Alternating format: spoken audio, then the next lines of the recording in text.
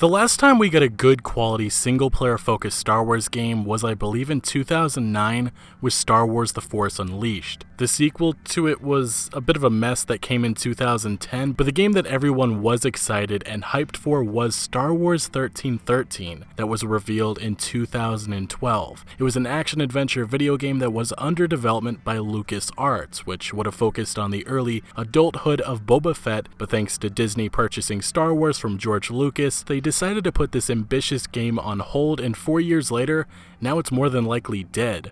BioWare is the developer of perhaps one of the greatest role-playing and Star Wars games ever, Knights of the Old Republic, and players have long hoped there would be a KOTOR 3 being developed by them. But what we have gotten is an MMORPG, Star Wars The Old Republic, which arrived in late 2011, and it's just alright in my personal opinion. But BioWare's general manager Casey Hudson would address the question of, is there any Star Wars games coming from them other than their work still on the Old Republic, and unfortunately, it doesn't sound too likely. There are so many games that I personally would want to make and that we as a studio would want to get to make a really great game on this scale. Really, at this point, takes a majority of a studio the size of BioWare, and we're a pretty big studio. There's so many more games that we want to make than we can actually get to, so we kind of have to pick the next one and kind of move through them. I've always loved Star Wars. I loved making Knights of the Old Republic, so we're always just trying to figure out what's next. I think one of the biggest reasons why I was personally hopeful something Star Wars from BioWare was coming down the road was because of how talented of a studio they are. Respawn Entertainment is developing Star Wars Jedi Fallen Order, still can't get over that name, which based on the games they've made, the history of the company,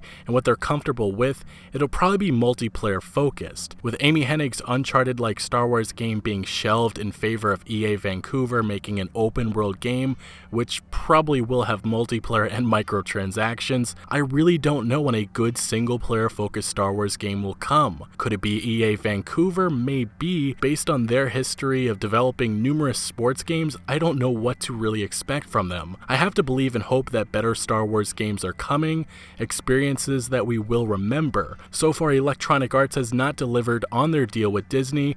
First, it was the rushed out the door Battlefront in 2015, and then the microtransaction disaster that was Battlefront 2 in 2017. 3 to 4 years ago, when the deal was announced, most of us were excited because of the talent Electronic Arts had, but after the years of mistakes, it's clear now that maybe it would be a good thing if another publisher gets a shot at the Star Wars license, which has been rumored in the past. So besides Star Wars, many players are hopeful for more Mass Effect, following the mess that was Andromeda. It was reported in the months following the game's release that no single-player DLC would be coming, the developer BioWare Montreal was being scaled down, and the franchise, at least at the time, was being put on hiatus. Now, BioWare Edmonton, for the most part, was not the developer of that game, so while the franchise has been on this hopefully short hiatus, many hope that this is not the last of this franchise. The first 3 Mass Effect games are some of the best single-player experiences ever, and it would be a shame that Electronic Arts just decides after delivering a flawed game, which still was a financial success, as they noted to their investors, that we don't see more Mass Effect. Well, during Game Informer's interview with Casey Hudson,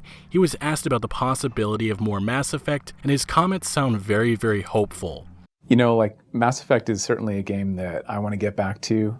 It's kind of amazing. I know there are people that feel like, you know, we're just never going to do anything along the lines of Mass Effect. But I mean, you know, that it's my baby. I helped, you know, start Mass Effect from the beginning, and so of course we intend to get back to it at some point. So what seems likely is after Anthem, we obviously get Dragon Age 4. Casey Hudson earlier in the year spoke about it, saying in a tweet, reading lots of feedback regarding Dragon Age, and I think you'll be relieved to see that the team is working on it. Story and characters focus, too early to talk details, but when we talk about live, it just means designing a game for continuing storytelling after the main story. After Dragon Age 4, then, if I had to guess, back to Anthem, but honestly that really depends on how the game sells, and I will say again, putting the game up against 3 other titles on the same exact day makes absolutely no sense, but other than that, there's also the possibility of a new Mass Effect title that will come either before or after that. Unfortunately, Electronic Arts has a little reputation of destroying studios, so guessing these future games is being hopeful EA doesn't act like a dipshit.